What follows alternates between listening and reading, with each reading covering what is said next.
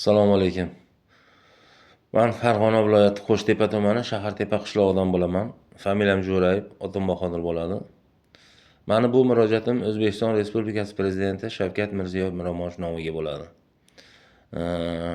Muhtaram yurtboshimiz aytdilarki, 2025-yil 1-yanvardan har bir mahallada 3 tadan nuroniyga 577 mingdan nafaqa to'lanadi deyildi.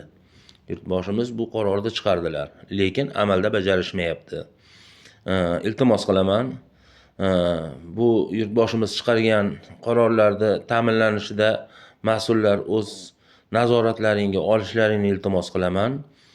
Mana 3 oy bo'lyapti, hali 1 so'm pul nuroniylarga to'lanmayapti. Farg'ona viloyati shu nuroniylar bo'yicha rahbari iltimos qilaman sizga, buni nazoratingizga olib, buni kechiktirmasdan tezlatib shu nuroniylarga yetkazib bersalaring. Iltimos qilaman. Bu yurtboshimizni chiqargan topshiriqlar, qarorlari, buni bajarilishini men sizlardan talab qilaman va iltimos qilaman. Iltimos qilaman, jamoatchilik nazorat adminlari bu murojaatimni yoritib bersalaring, tegishli o'sha mas'ullarga yetkazib bersalaring. Iltimos. Rahmat, sog' bo'linglar.